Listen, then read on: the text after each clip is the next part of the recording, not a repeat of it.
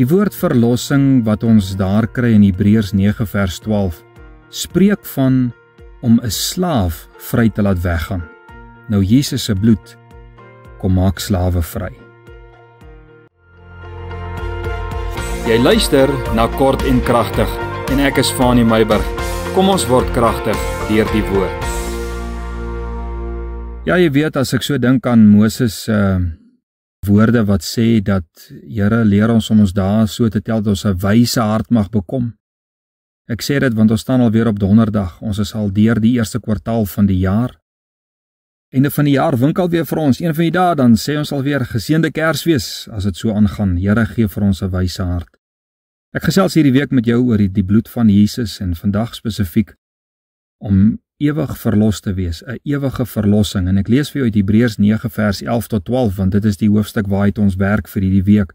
Maar Christus, wat opgetree het as 'n hoëpriester van die toekomstige weldade, het deur die groter en volmaakter tabernakel, wat nie met hande gemaak is nie, dit wil sê wat nie aan hierdie skepping behoort nie, so 'n hemelse nie, ook nie met die bloed van bokke en kalwers nie, maar met sy eie bloed, eenmaal ingegaan in die heiligdom en 'n ewige verlossing teweeg gebring het. Dis waaroor ek gesels, 'n ewige verlossing.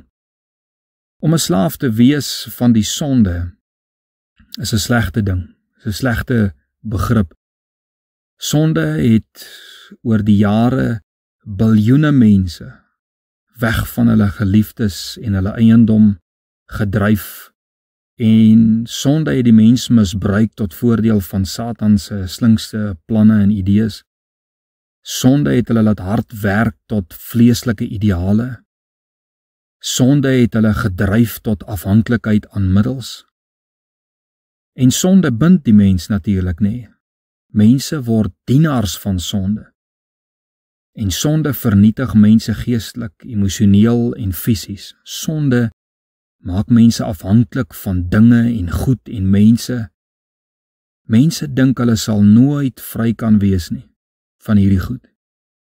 Jy weet, want sonde beïnvloed 'n mens in jou denke, sonde beïnvloed 'n mens in jou woorde, in jou handel en in jou wandel en dan dink 'n mens, hoe sal ek ooit vrykom van hierdie mag van die sonde? En vir hoe lank sal ek vry kan wees? Want my vraag is, wie wil 'n slaaf wees? En tog is baie 'n slaaf van die sonde, al weet hulle dit net nie. Nou volgens die wet was daar tog 'n dag bepaal waar die slawe vrygelaat moes word en die slawe kon ook besluit om by hulle meester aan te bly as hulle meester vir hulle goed was. So dit was hulle keuse, nê. Maar wat het Jesus kom doen deur sy bloed? God het ook 'n dag bepaal waardeur die mens vry kon kom van hulle slawerny van sonde en dit het gekom deur Jesus Christus. Jesus het die verslawende effek van sonde wat die Satan orkestreer kom vernietig. Jesus het die kettinge en die tronkdeure van die sonde oopgebreek en die sambok van sonde wat die mens so slaan en verniel afgeneem uit die hand van Satan. En Jesus het jou vry laat weggaan. Jesus het ook tussen beide kom tree, tussen jou en die slawedrywer Satan. Jesus het jou kom koop met sy eie lewe by die slawedrywer en jou vry laat weggaan, sodat jy nie die sonde verder meer hoef te dien nie. Hierdeur, sê die woord, het die Satan geen houvas verder op jou nie. Nou dat jy gebreek is en weggebreek het van sonde, het die sonde nie meer houvas op jou nie. Want dit is wat 1 Johannes 5 vers 18 sê, hy sê, ons weet dat elkeen wat uit God gebore is, nie sondig nie. Maar hy wat uit God gebore is, bewaar homself en die bose het geen vat op hom nie. Dit is verlossing. Dit is verlossing as die bose nie meer 'n vat op jou het nie. Dis as Jesus se bloed jou vrygemaak het. Jy behoort nie meer aan die sonde nie.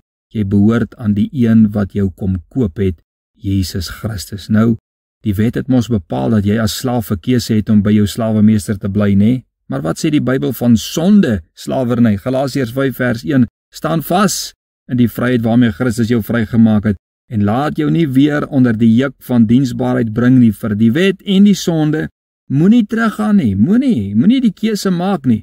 In Johannes 8 vers 36 sê, verskoon tog, hy sê as die Seun julle dan vrygemaak het, sal julle waarlik, waarlik vry wees.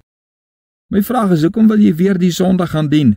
Of het die sonde soveel voordele, dat het jou blind maak vir die ewige kwaad wat het inhou?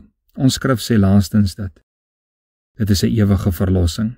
Die Here het jou vrygemaak met die oog op die ewigheid. Jou verlossing is en was nie tydelik nie. Dis 'n ewige vrymaking. Die verlossing, hierdie verlossing, vat jou hemel toe. Ons prys U, Here, dat U ons vrygemaak het van hierdie slawerny met die oog op die ewige lewe. Amen.